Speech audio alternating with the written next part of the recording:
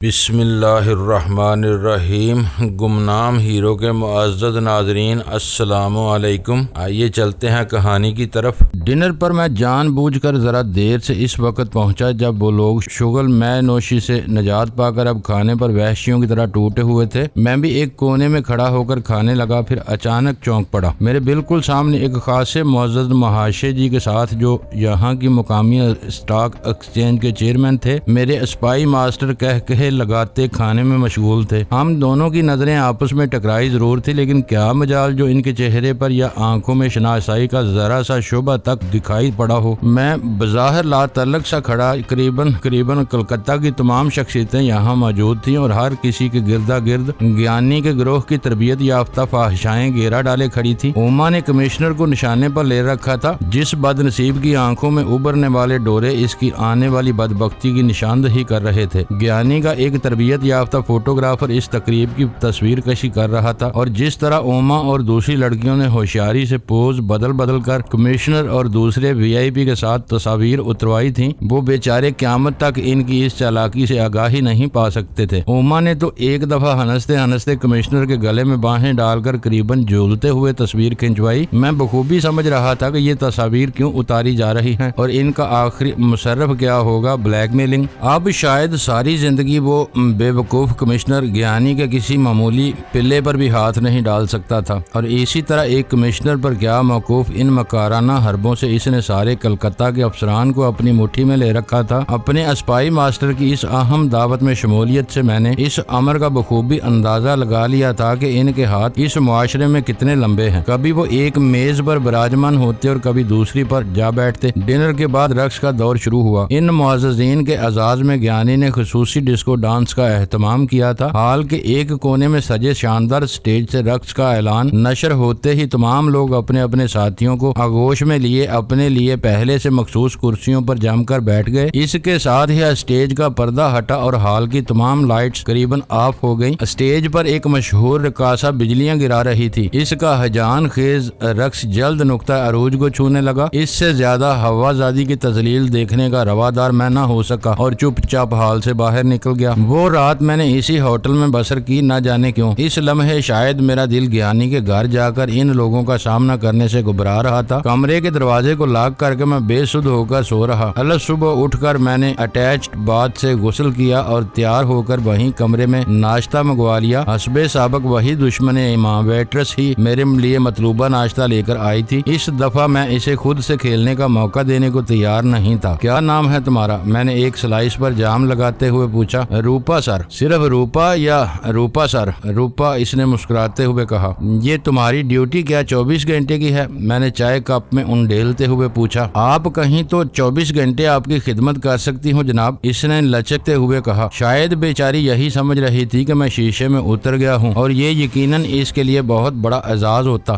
میں نے اس کی آنکھوں میں جھانکا جہاں بے حیائی اپنے عروج پر تھی۔ اس کا سارا وجود دعوت بن کر اس کی آنکھوں میں سمٹ آیا تھا۔ تو تم 24 گھنٹے میری خدمت کر سکتی ہو؟ Yes sir. Now you get out. میں اچانک اپنی جگہ سے اٹھ کر چلایا۔ یہ اتنا اچانک اور بھرپور نفسیاتی حملہ تھا کہ وہ تھرا کر رہ گئی۔ تقریباً روحانسی ہو کر وہ وہاں سے چلی گئی۔ تھوڑی دیر بعد ہی میں گیانی آتما سنگھ کے خصوصی کمرے میں موجود تھا۔ اس مرتبہ اس کی دست راست اوما بھی اس کے پہلو میں موجود تھی۔ مجھے تو اب ان سے گھن آنے لگی تھی۔ ست سری اکال۔ میں نے گیانی کو پرنام کیا۔ میز پر اسی طرح کا ایک بریف کیس رکھا تھا جس سے مجھے پہلے واسطہ پڑ چکا تھا۔ گیانی نے مجھے مختلف کوڈ ورڈز سے آگاہ کیا جن کے ذریعے آنے والے نے مجھ سے تعارف حاصل کرنا تھا۔ ہم دونوں ایک دوسرے کے لیے اجنبی تھے، صرف مخصوص نشانیوں کے ذریعے ہی ہمیں ایک دوسرے سے متعارف ہونا اور اپنے اپنے بریف کیس کا تبادلہ کرنا تھا۔ اس مرتبہ ہمارے ملاپ کے لیے کلکتہ کا ایک بارونق بس اسٹینڈ منتخب ہوا تھا۔ گیانی آتما سنگھ شاید زیادہ خطرہ مول لینے کے موڈ میں نہیں تھا۔ عموماً ایسی بارونق جگہوں سے فریقین یکساں فوائد حاصل کرتے ہیں، پولیس بھی اور ملزمان بھی۔ جہاں پولیس کی دانست میں ایسے اہم مقامات سے فرار کے مواقع ملزمان کو کم ملتے ہیں، وہاں ملزمان کے نزدیک ایسے بڑے برے مجمع میں سے لوگوں کی آڑ میں غائب ہونے کے امکانات عام جگہوں کی نسبت زیادہ ہوتے ہیں۔ میں مقررہ وقت سے تھوڑی دیر پہلے مختلف ٹیکسیاں بدل کر اس مقام پر پہنچ گیا۔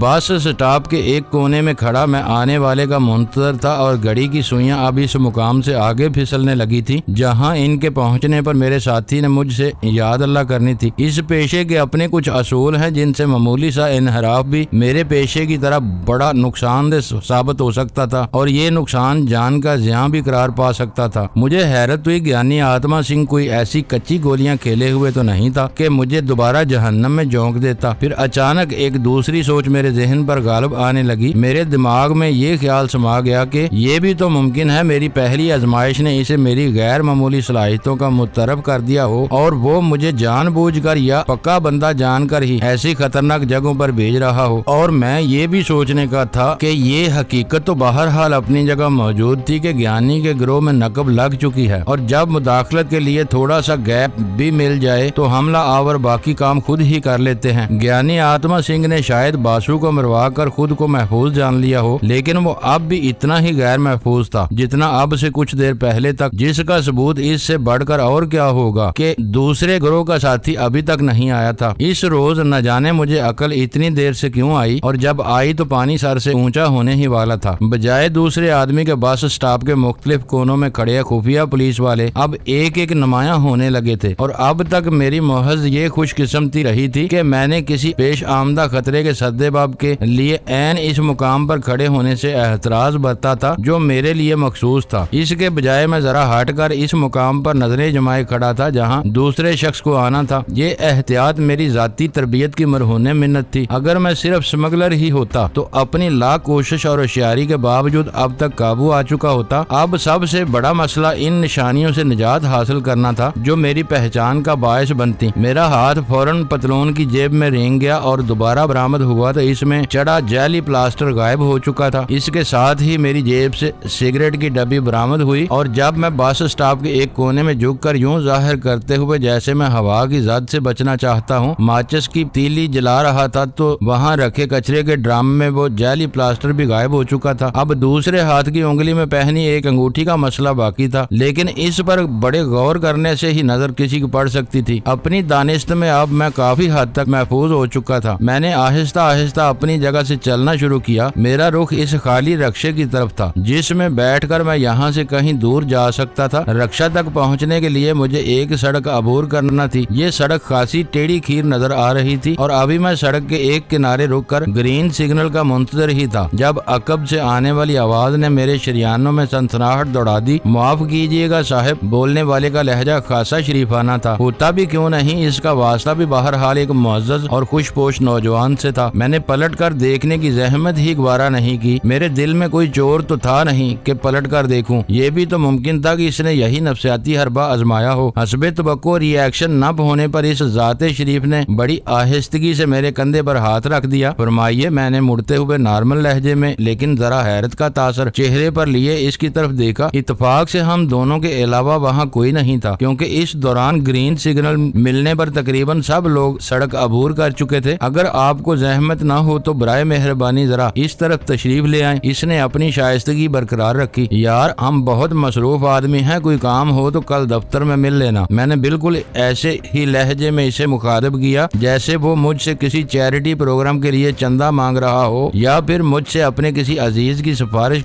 کروانے آیا ہو۔ میرا نام انسپیکٹر ورما ہے۔ اس نے جیب سے غالباً شناخت نامہ نکالنے کے لیے ہاتھ ڈالا۔ ٹھیک ہے، پھر آپ دفتر میں 11 بجے کے بعد مل لیں تو بہتر ہوگا۔ میں نے پھر سہارا لیا۔ آپ مسٹر، مجھے آپ سے کچھ سرکاری معاملات پر بات کرنا ہے۔ اس مرتبہ وہ کچھ زج سا ہو رہا تھا۔ سرکار اور ہم؟ ارے بابا، ایسے اپنے باغ کہاں؟ میں نے طنز و مزاح سے ملا جلا فکرہ اس کی طرف اچھالا۔ آپ کا شبھ نام؟ اس نے ایک طرف ہٹ کر مجھ سے بھی اسی طرف ہونے کا اشارہ کرتے ہوئے پوچھا۔ خیریت؟ آپ تو واقعی سیریس ہونے لگے۔ اپنے آپ کو نارمل ثابت کرنے کے لیے مجھے خود سے زبردست اعصابی جنگ لڑنا پڑ رہی تھی۔ دیکھو مسٹر، مجھے پولیس مین بننے پر مجبور نہ کرو۔ اس مرتبہ اس کا لہجہ کافی تلخ تھا۔ ٹھیک ہے انسپیکٹر صاحب، مجھے پولیس اسٹیشن لے چلیں۔ میں بھی یہاں تماشا بننا نہیں چاہتا۔ کسی کے باپ کی دونس ہے کہ پولیس جس شریف آدمی کو چاہے سرے راہ پگڑی اچھالتی پھرے۔ اس مرتبہ میں نے بھی اپنی خوش پوشاکی سے فائدہ اٹھایا۔ یہاں تو اس سے جھگڑنا 90 کا گھاٹا تھا۔ اس کے ساتھیوں نے چاروں طرف سے اس جگہ کو گھیرے میں لے رکھا تھا اور اس طرح ان کی گرفت سے بچ نکلنے کے امکانات نہ ہونے کے برابر تھے۔ میرے لیے صرف ایک ہی راستہ باقی رہ گیا تھا کہ اگر وہ مجھے چیک کرنے پر تل ہی گیا ہے تو بجائے اس کے سوالات جوابات کا سلسلہ سننے کے لیے اس کے کچھ اور ساتھی بھی وہاں آ جائیں وہ مجھے پولیس اسٹیشن لے جائے، اور اس دوران اگر قسمت ہمیشہ کی طرح یاوری کرے تو ممکن ہے مجھے فرار کا موقع مل ہی جائے۔ اس نے پہلے تو نظروں ہی نظروں میں مجھے تولا اور پھر بولا، ٹھیک ہے جیسی آپ کی مرضی، بہرحال ہمیں اپنا فرض پورا کرنا ہے۔ اس مرتبہ اس کا لہجہ خاصا محتاط تھا۔ میں نے اسے اگلی بات کہنے کا موقع ہی نہ دیا، سڑک سے گزرتی ایک خالی ٹیکسی کو ہاتھ دے کر روکا اور پچھلا دروازہ کھول کر اندر دھنس گیا۔ میرا یہ فعل اتنا اچانک اور بھرپور تھا کہ وہ بھی مجبوراً اگلا دروازہ کھول کر اگلی ہی سیٹ پر بیٹھ گیا، اور اپنے کسی ساتھی کو اس نے مدد کے لیے بلانا بھی گوارا نہ کیا۔ آپ کی حرکت بڑی مہنگی پڑے گی مسٹر۔ میں اسے سنبھلنے کا موقع دینے کے لیے تیار نہیں تھا، اتنی مہلت دینے کے لیے بھی نہیں کہ اس کا ذہن کسی اور خطرے کی سمت اس کی رہنمائی کر سکے، اور یہ میری تنبیہ کا اثر تھا یا وہ خود بخود نرگے میں آ گیا جو اس نے میری طرف نفسیاتی دباؤ قبول کر ہی لیا۔ اس مرتبہ اس کا لہجہ خالص پولیس والا تھا۔ ابے چپکا بیٹھا رہ،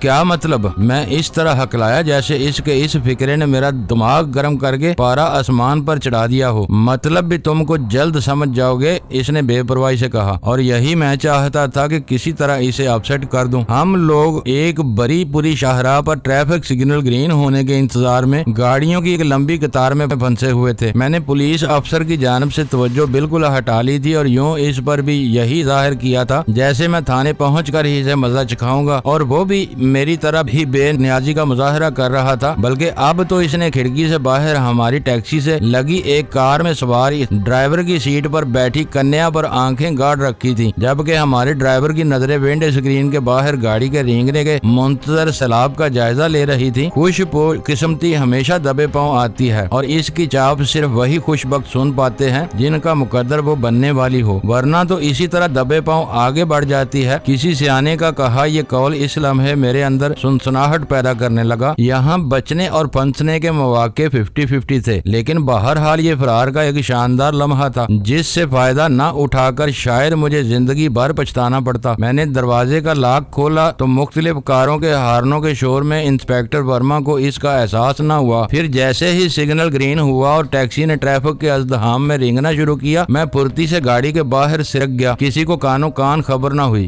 سڑک پر قدم جماتے ہی میں گردن ذرا سی موڑی، گاڑی چوک کراس کر چکی تھی، اور میں سوچنے لگا کاروں کے ہجوم کے درمیان پھنسی ہوئی گاڑی کو ایک دم کنارے پر تو لگایا نہیں جا سکتا، اور اگر تیز ترار ڈرائیور بھی ایسا کرنا چاہے تو وہ کم از کم 3-4 منٹ لے گا۔ انہی 3-4 منٹوں میں دراصل میں نے نہ صرف وہ تینوں سڑکیں عبور کرنی تھی جو میری راہ میں حائل تھیں، بلکہ موقع پاتے ہی مجھے ان مارکیٹوں میں سے کسی ایک میں چھپنے کی کوشش بھی کرنا تھی جو فن پھیلائے ان سڑکوں کے چاروں طرف بکھری ہوئی تھی۔ ٹھیک اسی وقت جب میں نے دکانوں کی طرف ایک لمبی قطار سے گزر کر ایک گلی میں گھومنا چاہا تو ایک مضبوط تو توانا ہاتھ نے میرے کندھے پر دباؤ ڈالا، اور اس کے ساتھ ہی میرے کانوں میں آواز آئی، ہیلو مسٹر امرجیت۔ ایک لمحے کو تو میرے سارے وجود میں سنسنی کی ایک تیز لہر دوڑ گئی، لیکن چند ثانیے بعد ہی مجھے احساس ہوا کہ یہ آواز تو میری جانی پہچانی ہے، ورنہ میں اس طرح اطمینان سے اس سمت نہ گھومتا، بلکہ میرا بریف کیس بھی میرے ساتھ ہی حرکت کرتا ہوا نوارد کے منہ پر لگتا اور اس کے 14 طبق روشن ہو جاتے۔ گھومنے پر جس شخصیت سے میرا سامنا ہوا، اس کے اچانک اس طرح ٹکراؤ سے پہلے تو میں کچھ گھبراہٹ کا شکار ہوا، لیکن دوسرے ہی لمحے ذرا سنبھل گیا۔ میرے سامنے میرے اسپائی ماسٹر کھڑے تھے۔ کیسے ہو؟ انہوں نے مسکراتے ہوئے میری جانب دیکھا۔ ابھی تک شاید میری حیرت رفع نہیں ہوئی تھی۔ فائن کہہ کر میں اپنی پریشانی پر قابو پانے کی کوشش کرنے لگا تھا کہ انہوں نے جھنجھوڑا، کم آن بوائے۔ یہ کہہ کر انہوں نے میرا ہاتھ پکڑا اور تقریباً گھسیٹتے ہوئے مجھے سڑک کی دوسری جانب لے گئے، جہاں سفید رنگ کی ایک مرسڈیز کھڑی تھی جس کے پہلو میں ایک باوردی ڈرائیور ہمارا انتظار کر رہا تھا۔ انہوں نے مجھے گاڑی میں دھکیل دیا اور ڈرائیور کو چلنے کا اشارہ کیا۔ یہ سارا کھیل چشم زدن میں اختتام پذیر ہوا۔ میں نے سوالیہ نظروں سے اسپائی ماسٹر کو ٹٹولا، لیکن انہوں نے ہونٹوں پر انگلی رکھ کر مجھ پر واضح کر دیا ابھی بولنے کی فرصت نہیں۔ گاڑی 2-3 موڑ کاٹنے کے بعد چلتے چلتے آخر رک گئی۔ اسپائی ماسٹر باہر نکلے اور مجھے ایک سمت چلنے کا اشارہ کر کے ڈرائیور سے کہنے لگے، جس راستے سے آئے ہو اسی راستے سے واپس چلے جاؤ۔ گاڑی نے رخ بدلا تو انہوں نے میرے ساتھ قدم ملائے، تیز ہو جا بوائے اور سامنے کھڑی سیاہ رنگ کی واکسی میں سوار ہو جاؤ۔ ہم دونوں تقریباً بیک وقت گاڑی تک پہنچے تھے۔ انہوں نے پھرتی سے ڈرائیونگ کی سیٹ سنبھالی۔ اس وقت انہوں نے گہرے رنگ کے شیشوں کی اینک لگا رکھی تھی اور سر پر نئی قسم کا ہیٹ سجا لیا تھا۔ میرے بیٹھتے ہی انہوں نے اسی طرح کی اینک اور ایک ہیٹ مجھے بھی تھما دیا۔ اس روپ میں اب ہم دونوں مختلف لگیں گے اور یہ رنگ کسی کو دکھانے پر بھول گئے ہو تم؟ وہ بولے کیا گیانی نے تمہیں نہیں کہا تھا اس مرتبہ گیانی آتما سنگھ تم پر کوئی آنچ نہ آنے دے گا، خواہ سارے بھارت کی پولیس ہی تمہارے پیچھے کیوں نہ پڑ جائے۔ میں سمجھ گیا کہ گیانی کا کوئی نزدیک ترین آدمی بھی ان کے لیے کام کر رہا ہے، وہ روپا ویٹرس بھی ہو سکتی تھی یا کوئی اور بھی۔ میں ان کی جانب دیکھ رہا تھا اور وہ بول رہے تھے، اس لیے تو میں نے اپنی سفید مرسڈیز واپس بھیج دی۔ اب گیانی کے آدمی اس میں تمہیں اور تمہارے بریف کیس کو تلاش کرتے پھریں گے اور اس سارے کھیل کا مطلب؟ میں حیرت زدہ ہو کر سپاہی ماسٹر کی طرف دیکھنے لگا تو وہ مسکرا دیے۔ کم آن بوائے۔ انہوں نے اگلی کوئی بات کہے بغیر میرا ہاتھ پکڑ لیا، گاڑی روکی اور چند منٹ بعد ہی ہم ایک شاندار ریسٹورنٹ کے محفوظ اور آرام دہ کیبن میں ایک دوسرے کے سامنے بیٹھے تھے۔ ہم نے تمہیں مس تو نہیں کیا، بس ذرا ایک مرحلے پر ایک دوست سے غلطی ہو گئی جس کی وجہ سے تمہیں کچھ دیر کے لیے پریشان ہونا پڑا۔ انہوں نے بیرے کو مشروبات کا حکم دیتے ہوئے میری جانب رخ کیا۔ میں سمجھ نہیں پایا سر، میں نے بات کی تہہ تک پہنچنے کے لیے ان سے دریافت کیا، تمہارے دوست کو ہم نے راستے ہی میں غائب کر دیا تھا مسٹر امرجیت، اور اس کی ضرورت شاید کبھی بھی پیش نہ آتی، لیکن اسے ٹریس کرنے میں اتنا وقت لگ گیا کہ اب اسے درمیان سے غائب کیے بنا کوئی چارہ ہی باقی نہیں رہ گیا تھا، اور کہانی میں حقیقت کا رنگ پیدا کرنے کے لیے پولیس کا ڈرامہ رچانا بھی ضروری تھا۔ پولیس کو صرف اتنی اطلاع دی گئی تھی کہ ہیروئن کے 2 اسمگلر اس علاقے میں مال کا تبادلہ کریں گے۔ اس کے باوجود ہمارے انتظامات ایسے تھے کہ پولیس تم پر ہاتھ نہ ڈال سکتی، لیکن ہمارے ایجنٹ نے تم تک رسائی حاصل کرنے میں کچھ دیر لگا دی، اور وہ اس وقت تمہیں پہچان پایا جب پولیس نے علاقے کو گھیرے میں لے لیا تھا۔ مائی بوائے، ملک کو تم پر ہمیشہ فخر رہے گا۔ میں نے تمہیں جہنم میں جھونک رکھا ہے، اس کا احساس مجھے بخوبی ہے، لیکن مادر وطن کے لیے یہ کچھ بھی نہیں۔ کمانڈو بہادری سے جان دینے کے لیے تیار کیے جاتے ہیں، اور تم نے اپنے پیشے کی لاج رکھی ہے۔ ان کے آخری فکرے نے میرا قد 10 فٹ بلند کر دیا تھا۔ اب مجھے سارے کھیل کی سمجھ آ گئی تھی۔ اس مرتبہ بریف کیس میں چھپی دولت پر ہمارے سپاہی ماسٹر نے ہاتھ صاف کرنے کا ارادہ کیا تھا، کیونکہ اس پر ان سے زیادہ اور کسی کا حق نہیں تھا۔ قدرت نے ہماری مدد اس طرح کی کہ اب اس ڈرامے میں 100% حقیقت کا رنگ بھرا جا چکا تھا، اور گیانی آتما سنگھ کا ہم پر شک کرنے کا سوال ہی پیدا نہیں ہوتا تھا۔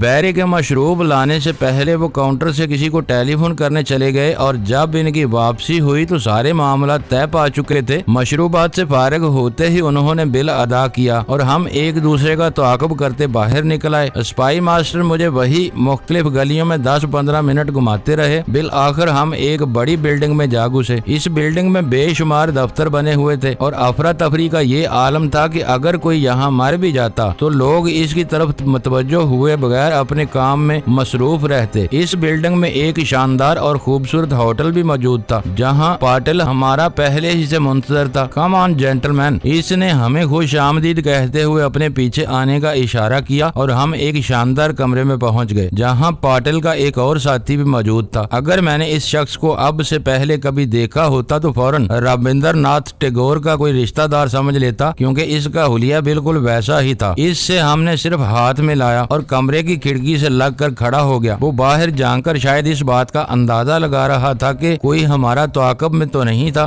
بریف کیس میں نے پاٹل کو تھما دیا۔ اس نے بڑی گہری نظروں سے اس کا جائزہ لیا، اسے اس طرح ٹھونک بجا کر دیکھا جیسے کوئی کسائی بکرے کو ذبح کرنے سے پہلے اس کی اوقات جانچ رہا ہو۔ پھر اس کی جیب سے عجیب و غریب قسم کے ہتھیار برآمد ہونے لگے۔ یہ بریف کیس نمبروں والا اور ڈبل لاک سسٹم تھا، لیکن میں حیرت زدہ رہ گیا جب پاٹل نے اسے صرف 5 منٹ میں کھول کر رکھ دیا۔ ہماری توقعات کے عین مطابق نیلے رنگ کے کاغذات ہمارے استقبال کو موجود تھے۔ پھر تیسرے دوست کے ہاتھ میں پکڑا ننھا سا کیمرہ حرکت میں آ گیا، اور 10 منٹ تک ہم اس مرحلے سے بھی گزر گئے۔ یہ سب لوگ اپنے فن میں طاق تھے، کام کے لحاظ سے ان میں سے میں کسی سے پیچھے نہ تھا۔ پاٹل نے بھی جس مشاقی کا مظاہرہ کیا تھا اس پر میں واقعی حیران رہ گیا۔ کوئی تالا کھول لینا ممکن ہے آسان ہو، لیکن نمبر اور double lock system briefcase کو اس طرح چٹکیوں میں کھول دینا اسی کا کام تھا۔ چند منٹ ہی میں بریف کیس میں موجود تمام کاغذات کی نقول ہم نے حاصل کر لی۔ یہ کاغذات انتہائی کانفیڈینشیل تھے۔ گیانی نے کہاں سے اور کس طریقے سے حاصل کیے اس کا علم مجھے بھی نہیں تھا، نہ ہی میں نے اپنے سپاہی ماسٹر سے پوچھنا مناسب سمجھا کہ یہ میرے بزنس کے اصولوں سے لگا نہیں کھاتی تھی، لیکن اتنی عقل مجھے بہرحال تھی کہ میں یہ اندازہ لگا پاتا کہ گیانی اپنے یہ مکمل راز چرا کر کسی دوسری طاقت کو سپلائی کر رہا تھا، اور میرے عظیم سپاہی ماسٹر نے درمیان سے ان پر ہاتھ صاف کر لیا۔ مجھے ان کی صلاحیتوں کا متعارف ہونا پڑا۔ مائی فرینڈ فرینڈ، یہ صرف تمہاری وجہ سے ممکن ہوا۔ قسمت مدد کرے تو اس طرح راہیں کھلتی ہیں۔ گیانی تک رسائی حاصل کرنے کے لیے نہ جانے ہمیں کتنے پاپڑ بیلنے پڑتے، لیکن تم اس طرح اچانک اس سے ٹکرا جاؤ گے، یہ تو کبھی ہمارے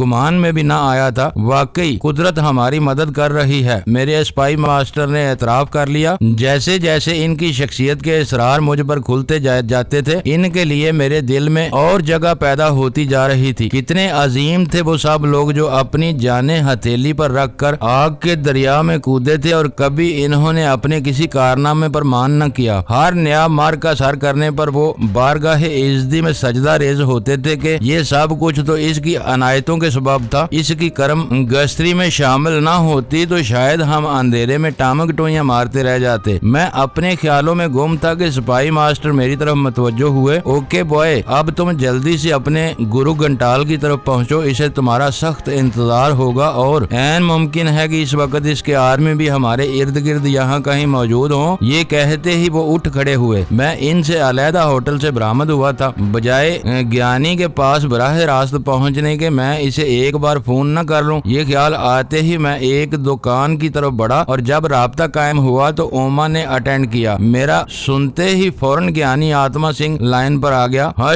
ہش کے او پترا، میں نے تم پر غلط بھروسہ تو نہیں کیا تھا، کہاں سے بول رہے ہو؟ اس نے بجائے میری بات سننے کے فوراً خود ہی سلسلہ گفتگو شروع کر دیا۔ اس دفعہ تو قسمت سے ہی بچا ہوں باپو جی، میں نے جواب دیا اور اسے اپنی پوزیشن سے آگاہ کر دیا۔ ٹھیک ہے، باہر کھڑے ہو جاؤ، ابھی سفید رنگ کی فیٹ گاڑی اوما لے کر آ رہی ہے، اور اس کے ساتھ ہی فون بند کر دیا۔ میں نے وہاں 5-6 منٹ لگا دیے، پھر باہر برآمدے میں آ گیا، جہاں بمشکل چند منٹ بعد اوما کی منحوس صورت کار سمیت دکھائی دی۔ وہ اس وقت کسی بوڑھے جرنیل کی جوان بیوی بنی بیٹھی تھی، رے بین کی قیمتی اینک آنکھوں پر چڑھائے، گلے میں سفید موتیوں کا قیمتی ہار ڈالے وہ کسی ریاست کی شہزادی نظر آ رہی تھی۔ سچی بات ہے کہ اگر اسے روز اوما نے مجھے اپنا وہ بھیانک روپ نہ دکھایا ہوتا تو ممکن ہے میرے دل کے کسی گوشے میں اس کے لیے آج کوئی جگہ نکل آتی، لیکن اب میرے پاس اس کے لیے نفرت کے سوا کچھ باقی نہیں رہا تھا۔ میں اسے ایسی بدروح جاننے لگا تھا جو دن کے اجالے میں دوشیزہ کا روپ دھار کر شکار پھنساتی اور رات کے اندھیروں میں اس کی شہ رگ پر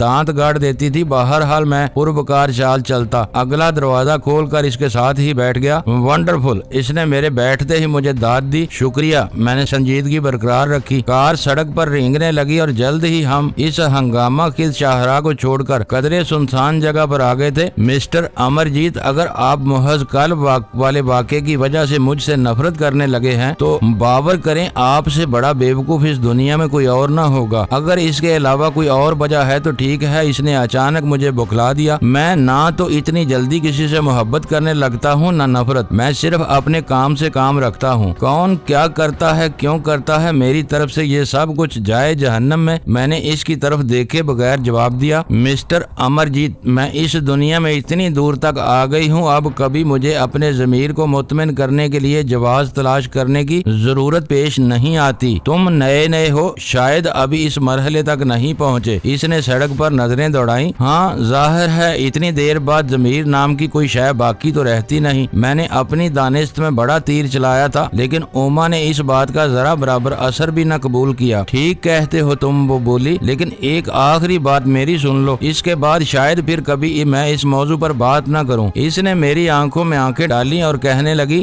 باسو کو میں نے سڑک سے اٹھا کر عرش پر پہنچا دیا تھا۔ کلکتہ کا کوئی دادا اس کا وجود برداشت کرنے کے لیے تیار نہیں تھا، کیونکہ وہ ماضی میں پولیس کا ٹاؤٹ تھا۔ اس نے گڑ گڑا کر مجھ سے التجا کی تھی کہ مجھے پاؤں پر کھڑا کر دو، محض اس کی جان بچانے کے لیے ہمیں اپنے 3 بہترین آدمیوں کی جان سے ہاتھ دھونا پڑے، کیونکہ باسو پر آئے دن حملے ہوتے رہتے تھے۔ اس نے اس احسان کا انعام یہ دیا کہ نہ صرف مجھے اور تمہیں مروانے پر تل گیا، بلکہ ہمارے ایک ٹھکانے کی نشاندہی کر کے بیچارے بے گناہ لوگوں کو بھی مروا ڈالا۔ اس نے پولیس کو گیانی جی کی ایک فیکٹری کا پتہ بتا دیا، اور اس درندے پولیس کپتان بھاٹیا نے وہاں پہرے پر متعین 3 محافظوں کو مار ڈالا، کیونکہ وہ خطرناک مجرموں کو زندہ رہنے کا حق دینے کے لیے تیار نہیں۔ جانتے ہو، ان میں سے ایک پٹھان چوکیدار مجھے بیٹی کہا کرتا تھا۔ ان بیچاروں کو ہماری اصلیت کا علم تو تھا ہی نہیں۔ تھوڑی دیر کے لیے وہ رکی اور پھر اس نے اپنی گفتگو جاری کر دی۔ مجھ جیسی ذلیل عورت اس قابل ہرگز نہیں کہ اس سے کوئی تقدس مآب رشتہ استوار کرے، لیکن لیکن وہ پٹھان دنیا کا واحد انسان تھا جس نے میرے منع کرنے کے باوجود مجھے بیٹی کہہ کر مخاطب کیا تھا۔ میں اس کے قاتل کا خون خود کیوں نہ پی سکی؟ مجھے ساری زندگی اس بات کا افسوس رہتا۔ میں تمہارے سامنے اپنے اس فعل کی وضاحت کبھی نہ کرتی۔ میرا کام ہی یہی ہے کہ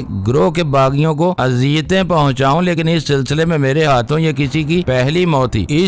اس بات نے مجھے اس لیے بھی الجھن میں ڈال دیا کہ گفتگو کے خاتمے پر اس کی آنکھوں سے آنسو بہہ نکلے۔ اس نے اینک ڈیش بورڈ پر رکھ دی تھی اور رومال سے اپنی آنکھیں صاف کر کے ان پر پھر اینک جمائی۔ آئی ایم سوری اوما، لیکن پہلے بھی میں نے تمہارے متعلق کوئی رائے قائم نہیں کی تھی۔ تم میرے متعلق کوئی انوکھی رائے تو قائم کرو گے نہیں۔ ایک فاحشہ اور بری عورت کو سوائے وحشیہ کے کیا سمجھے گا کوئی؟ پھر میں نے بھی کبھی یہ خواہش نہیں کی کہ مجھے اچھا سمجھا جائے، لیکن یہ ضرور چاہا ہے کہ کوئی ایسا منصف ضرور ہو جو میرے کیس کو سمجھ کر مجھے سزا کا حکم سنائے۔ کوئی تو ایسا ہو مسٹر امرجیت۔ خدا جانے وہ اداکاری کر رہی تھی یا آج اس کے سوئے ضمیر نے واقعی انگڑائی لے لی تھی۔ بہرحال مجھے اس پر رحم آنے لگا۔ ہم نے سڑک کے کنارے بنی کوک بار سے بوتلیں پیں اور گیانی آتما سنگھ کے حضور پہنچ گئے۔ میں زندگی میں کبھی کسی کے سامنے شرمندہ نہیں ہوا، لیکن تمہارے سامنے مجھے شرم آ رہی ہے پتر۔ اب مجھے خود میدان میں اترنا ہوگا، خود دیکھنا ہوگا کہ مجھے اس معاملے کو۔ میں نے بریف کیس اس کے سامنے رکھ دیا۔ گیانی آتما سنگھ مسکرایا اور اس نے میز کی دراز سے ایک بڑا سا لفافہ نکال کر مجھے تھما دیا۔ اسے رکھ لے پتر اور 3-4 روز کے لیے چھٹی۔ کیا ہے یہ مہاراج جی؟ میں نے جانتے بوجھتے بھی پوچھ لیا۔ کچھ پیسے ہیں پتر، انہیں مکمل نہ سمجھ لینا، جب ضرورت ہو تو صرف اشارہ کر دینا۔ گیانی جی میں نے ابھی تک کوئی مہم تو سر کی نہیں اور بیگ مجھے منظور نہیں۔ ہاں اگر ایک مرتبہ بھی آپ کا مال ٹھکانے پر پہنچ جاتا تو دوسری بات تھی، میں نے چاہا رقم لوٹا دوں۔ یہ تیرا حقیر سا انعام ہے پتر، تیری ہمت اور بہادری کا معمولی سا نذرانہ۔ اسے رکھ لے، میرا تجھ سے کوئی اور رشتہ بھی ہے۔ اس نے میز سے چند قدم آگے بڑھائے، غالباً واپس جا رہا تھا اور جاتے جاتے میری طرف ایک دم وہ پھر کہنے لگے تھے، مجھے علم ہے پتر تیرے پیچھے بھی آنکھیں لگی ہیں، تیرے نہ چاہتے ہوئے بھی میرے بندے صرف تمہاری حفاظت کے لیے نگرانی کرتے ہیں۔ اب تو چھٹیوں پر جا رہا ہے تو یہ تیری ثوابدید پر منحصر ہے کہ وہ تیرے ساتھ ساتھ رہیں یا الگ ہو جائیں۔ وہ میری جانب پیار بھری نظروں سے دیکھ رہے تھے اور میرے ہونٹ لرز رہے تھے۔ میرے لیے سب سے بڑا انعام یہی ہے مہاراج جی کے ان 3-4 دنوں میں مجھے بالکل نہ چھیڑا جائے۔ میں نے درخواست کی تو وہ تھپکی دینے لگے، جیسے تیری مرضی، گو میرا دل نہیں چاہتا تجھے اکیلا چھوڑ دوں، کہہ کر گیانی خلا میں غائب ہو گیا۔ لفافے میں 5000 روپے کے کرنسی نوٹ تھے۔ میں نے 2 گھنٹے تک کلکتہ کی سڑکوں پر مسلسل آوارہ گردی کی، محض یہ دیکھنے کے لیے کہ میرا تعاقب تو نہیں کیا جا رہا۔ مطمئن ہو کر اپنے دوستوں سے رابطہ قائم کر لیا۔ ٹھیک ہے یہیں ٹھہرو، جواب ملا، اور تقریباً آدھے گھنٹے بعد میں اور پاٹل ایک کار میں اڑے چلے جا رہے تھے۔ اس نے ہیڈ کوارٹر کا ایک ضروری پیغام مجھے تھما دیا تھا۔ لفافے پر لکھا تھا، جس سے متعلق ہے صرف وہی پڑھے، خصوصی، انتہائی خفیہ، پڑھنے کے بعد فوراً ضائع کر دو۔ ونکو ونگ کمانڈر باٹلا، ملنے کے امکانات، آج تفصیل درج تھی، گھر سے فائل حاصل کرو فوراً، اسے ضائع کر دو، اسے ضائع کر دو، اسے ضائع کر دو۔ میں نے پاٹل کے سگریٹ لائٹر سے کاغذ جلا دیا۔ ماسٹر آپ کا منتظر ہے۔ اس نے کار کا رخ ایک مضافاتی آبادی کی طرف موڑ دیا۔ ہم نے گاڑی بستی کے باہر ہی پارک کر دی اور خود پیدل اس مکان کی طرف چل دیے جہاں سپاہی ماسٹر میرے منتظر تھے۔ میرے وہاں پہنچتے ہی انہوں نے ایک نقشہ میرے سامنے پھیلا دیا جس per air force officers colony میں بنے ونگ کمانڈر باٹلا کے گھر کی نشاندہی کی گئی تھی۔ آج رات میٹنگ سے اس کی واپسی 10 بجے ہوگی۔ ہماری اطلاعات کے مطابق اس کے ذاتی بریف کیس میں بڑے اہم ڈاکومنٹس ہوں گے اور کل الگ صبح وہ ایئر ہیڈ کوارٹر ان کاغذات سمیت پرواز کر جائے گا۔ ہمارے پاس بس ایک ہی رات ہے، انہوں نے میرے چہرے پر نظریں جما کے کہا۔ ٹھیک ہے سر، میں نے گردن ہلا کر رضامندی ظاہر کی۔ ہم دونوں اس گیم کے پارٹنر ہوں گے، انہوں نے مجھ سے ہاتھ ملایا۔ ڈیل ہم دونوں کے منہ سے نکلا۔ آؤ کچھ انتظامات کا جائزہ بھی لینا ہے۔ انہوں نے حفاظت خود اختیاری کے لیے ایک ننھا سا پستول مجھے تھما دیا۔ فی الحال اسی پر قناعت کرو، انہوں نے ہنستے ہوئے کہا، کیونکہ وہ بخوبی جانتے تھے کہ اس کی حیثیت کسی کمانڈو کے نزدیک معمولی سے کھلونے سے زیادہ ہرگز نہیں۔ جب میں نے انہیں گیانی کے انعام کے متعلق بتایا تو انہوں نے ہنستے ہوئے وہ پیکٹ مجھے لوٹا دیا۔ اس کے تم مستحق ہو، صرف اور صرف تم ہو۔ ہم دونوں اس کار تک آئے جب پاٹل کی بجائے میرے سپاہی ماسٹر گاڑی ڈرائیو کر رہے تھے، اور جیسے ہی ہم ذیلی سڑک سے گھوم کر بڑی سڑک تک پہنچے میں نے ایک گاڑی کو درختوں کے جھنڈ سے اپنے تعاقب میں نکلتے دیکھ لیا۔ اندرونی شیشے میں وہ گاڑی گاڑی ہم سے چمٹی نظر آ رہی تھی۔ فرینڈز، سر میری طرف دیکھ کر مسکرائے، کمال کے آدمی تھے وہ۔ دھوپ اپنا بستر سمیٹ رہی تھی، اجالوں پر اب تاریکی نے یلغار شروع کر دی تھی، سورج ہمارے عقب میں ڈوب رہا تھا۔ ہم لوگ اب اس سڑک پر آ گئے تھے جو آفیسرز کالونی کو جاتی تھی، تو عقب میں آنے والوں نے فاصلہ بڑھانا شروع کر دیا تھا۔ اس سڑک پر ٹریفک نہ ہونے کے برابر تھی۔ ہم لوگ جیسے ہی ایک موڑ گھومے، سڑک کے کنارے کھڑی پولیس کی جیپ سے ہمیں رکنے کا اشارہ ملا۔ محض چند ثانیوں کو میں نے اسپائی ماسٹر کو چونکتے دیکھا، پھر وہ مطمئن ہو گئے۔ جیپ کے نزدیک انہوں نے بریک لگا دیے۔ ہماری کار رکتے ہی جیپ کی آڑ میں کھڑے 4 مسلح فوجی سامنے آ گئے۔ ہمیں دھوکہ دینے کے لیے انہوں نے پولیس کے بیس میں ٹریفک چیکنگ پارٹی کا روپ دھار کر چھاپا مارا تھا۔ کیا یہ لوگ ہمیں جانتے ہیں؟ سب سے پہلا یہی سوال میرے ذہن میں پیدا ہوا اور پھر اس کا جواب بھی فوراً مل گیا۔ ہینڈز اپ! انہوں نے اسٹین گنز ہماری طرف تان کر للکارا۔ ہم دونوں نے فوراً ہاتھ اٹھا دیے۔ پاگل ہو گئے ہو کیا تم لوگ؟ میرے سر نے انگریزی میں انہیں ڈانٹ پلائی۔ ان کا لہجہ کچھ ایسا تھا کہ وہ لوگ ایک دفعہ تو ٹھٹک گئے۔ کون ہو تم؟ ان کے کمانڈر نے انگریزی میں دریافت کیا۔ جواب میں میرے سپاہی ماسٹر نے جو کچھ کہا اس پر کم از کم میں تو ایک دفعہ دہل ہی گیا۔ انہوں نے آرمی کوڈ کے ذریعے اپنا تعلق بھارتی آرمی انٹیلیجنس کے ایک خصوصی یونٹ سے ظاہر کیا تھا۔ کوئی پہچان؟ وہ لوگ کچھ زیادہ ہی چالاک تھے۔ Shut up! میں پہچان جیب میں لیے پھرتا ہوں، تم خود چیک کرو۔ وہ ہاتھ اٹھائے داڑے کمانڈر اپنے ساتھیوں کو چوکنا رہنے کا اشارہ کیا اور خود وہ جیپ کی طرف لپکا تاکہ وائرلیس پر سر کے متعلق انکوائری کرے۔ ابھی وہ بمشکل چند قدم ہی چلا تھا جب میں نے بڑی تیز رفتاری سے اپنی سمت بڑھتی اس کار کو دیکھا جسے ہم پیچھے چھوڑ آئے تھے۔ سپاہی ہم پر نظریں جمائے کھڑے تھے۔ ویسے بھی یہ ایک عام سی سڑک تھی، یہاں سے کاروں کو گزرنا ہی تھا، اسی لیے شاید کسی نے اس بات کا نوٹس نہ لیا۔ ڈاؤن! سر چلائے اور اس کے ساتھ ہی دونوں زمین پر بچ گئے۔ کار کی کھڑکیوں سے شعلے اگلتی 2 اسٹین گنوں نے کھڑے 4 فوجیوں کو ان کے کمانڈر سمیت بھون کر رکھ دیا۔ وہ لوگ چھلانگے لگا کر دوڑتے ہوئے ہماری طرف آ رہے تھے۔ اپنا مطلوبہ کھیل شروع ہوتے ہی میں اپنے آپ میں واپس آ گیا۔ زمین پر لیٹے لیٹے سب سے پہلے میں نے اس سپاہی کی اسٹین گن کو ٹھوکر مار کر اس کی پہنچ سے دور کر دیا، جس میں ابھی کچھ سکت باقی تھی اور وہ اپنی گن اٹھانے کی فکر کر رہا تھا۔ اس اثنا میں اسپائی ماسٹر کا پستول بھی ان کے ہاتھ میں پہنچ چکا تھا۔ انہوں نے لیٹے لیٹے اس کے سر میں سیسا اتار دیا۔ اسپائی ماسٹر نے بڑے مطمئن لہجے میں انہیں ہدایت جاری کی اور مجھ سمیت پولیس کی اس جیپ میں بیٹھ گئے جو اپنے سواروں سے ہاتھ دھو بیٹھی تھی۔ اس کے ساتھ ہی ہمارے ایک ساتھی نے ہماری کار کے پیٹرول ٹینک کا ڈھکن کھول کر اندر جلتا ہوا سگریٹ لائٹر پھینک دیا۔ ان کی کار اور ہماری جیپ وہاں سے پرے ہٹ گئی تھی۔ چند سیکنڈ بعد ہمارے ایک ساتھی نے ایک اسٹین گن اور کچھ میگزینز میری طرف اچھالی تو سر نے ایکسیلیٹر پر دباؤ بڑھا دیا۔ ہمارے پیچھے جلتی کار میں دھماکے ہونے لگے۔ کار آگے تھی اور ہم اس کے پیچھے قریباً 1.5 میل چلنے کے بعد ہم رک گئے۔ کار پیچھے آ گئی۔ اسپائی ماسٹر نے ان لوگوں کو نئے احکامات دیے اور اس کے ساتھ ہی انہوں نے گڈ نائٹ کہہ کر آگے بڑھا دیا۔ خود انہوں نے بڑی پھرتی سے جیپ کو موڑا اور ایک کچے راستے پر ڈال دیا۔ ہم لوگ جاڑیوں سے الجھتے آگے بڑھتے چلے جا رہے تھے۔ اس دوران میں جیپ کے ریڈیو ٹرانسمیٹر نے ٹرانا شروع کر دیا۔ شاید ان کا رابطہ کنٹرول روم سے تھا جہاں کوئی چیخ کر مختلف گشتی کاروں کو پوزیشن الاٹ کر رہا تھا۔ میرے اسپائی ماسٹر کے چہرے پر پریشانی کا نام و نشان تک نظر نہیں آ رہا تھا۔ انہوں نے ایک جگہ جیپ روک دی۔ اس اثنا میں وہ ریڈیو سے نشر ہونے والے احکام بھی شاید ذہن نشین کرتے رہے تھے۔ پھر انہوں نے مسکراتے ہوئے میری سمت دیکھا اور جیپ کا بونٹ اٹھا کر کھڑے ہو گئے۔ جینٹل مین ویری سوری، گن تو یہاں چھوڑنی پڑے گی، انہوں نے قریباً ہنستے ہوئے کہا۔ میں نے ان کا ارادہ جان لیا تھا۔ اسٹین گن میں نے وہیں جیپ میں رکھ دی۔ ہم نے انجن کی پیٹرول سپلائی کرنے والی نالیاں توڑ دی جس سے انجن میں پیٹرول گرنے لگا۔ میرے سر نے کچھ فاصلے پر کھڑے ہو کر اپنے سگریٹ لائٹر سے سلگایا۔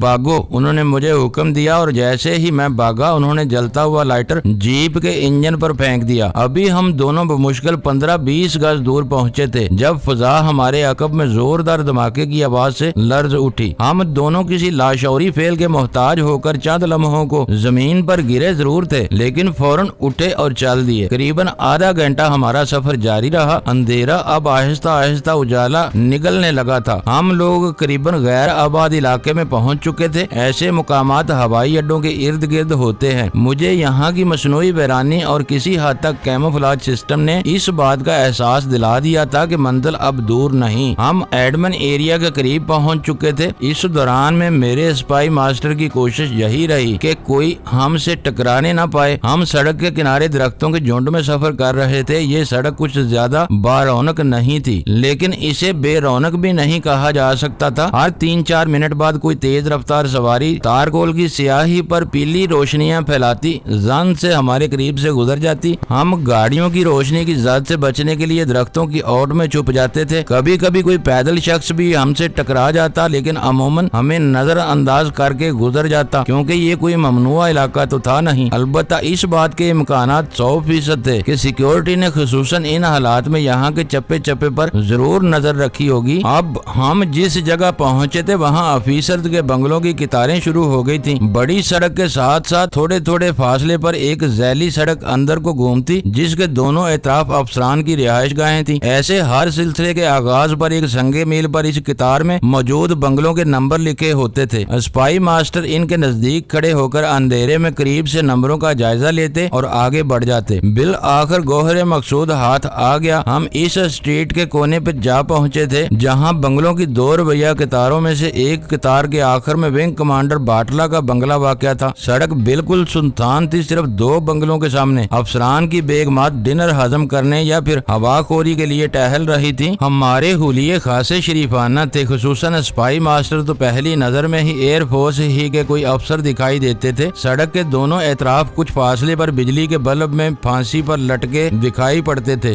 جن میں سے 75% تو فیوز تھے اور لے دے کے صرف 25% بلبوں کی بیمار روشنی پولز کے ارد گرد اندھیرے سے جہاد میں مصروف تھی۔ ہم جان بوجھ کر اس سمت سفر کر رہے تھے جہاں الیکٹرک پولز کے زیادہ تر بلب فیوز تھے۔ میں نے اپنے اسپائی ماسٹرز کا اندھیا بھانپ لیا۔ اصل میں وہ چہل قدمی کرتی بیگمات سے کنی کترا کر گزر جانا چاہتے تھے۔ عورت فطرتاً کچھ زیادہ ہی تجسس پسند واقعہ ہوتی ہے۔ عین ممکن ہے کہ سیکیورٹی کے کسی تربیت یافتہ ملازم کو تو آپ پر شک نہ گزرے، لیکن کوئی معمولی ذہن کی عورت آپ کا حلیہ ضرور اپنے لاشعور میں محفوظ کر لے گی۔ اپنے ٹارگٹ کے ارد گرد پائے جانے والے وجود و زن کو شجر ممنوعہ جانیے، ان کے نزدیک بھی نہ پھٹکیے۔ میرے خضر صورت انسٹرکٹر نے میرا ہاتھ تھاما اور ٹریننگ کا سبق دہرا دیا۔ ہم ایک دوسرے کے پہلو بہ پہلو اس طرح چل رہے تھے کہ غور کرنے پر بھی ہمارے چہرے ایک دوسرے کی اوٹ میں چھپے دکھائی پڑتے۔ پھر وہ مرحلہ بھی بخیر و خوبی طے پا گیا اور اگلے چند منٹ کے بعد ہم اس بنگلے کے سامنے گھنے درختوں کے جھنڈ میں کھڑے تھے، جس کے گیٹ سے باہر لگی کال بیل سے منسلک پلاسٹک کی تختی اپنے پیچھے جلتے بلب کی روشنی میں اسے ونگ کمانڈر باٹلا کی رہائش گاہ بتا رہی تھی۔ عمارت 1 منزلہ تھی۔ یہاں قریباً تمام عمارتیں احتیاطی تدابیر کے پیش نظر 1 منزلہ ہی بنائی گئی تھی۔ بنگلوں کی اس قطار کی پشت پر خالی میدان میں اگی جھاڑیاں کسی بھی فوجی کی پناہ گاہ کا قیام دے سکتی تھی۔ دشمن نے یہ اقدام یقیناً اس ایریا کو کیموفلاج کرنے کے لیے کیے تھے، لیکن چانسز دونوں کے لیے 50-50 تھے۔ ہم نے بھی انہی جھاڑیوں کی اوٹ سے یلغار کرنا تھی۔ بنگلے کے گیٹ سے ملحق باغ میں کسی مسلح سنتری کی موجودگی کے امکانات بھی یکسر نظر انداز نہیں کیے جا سکتے تھے۔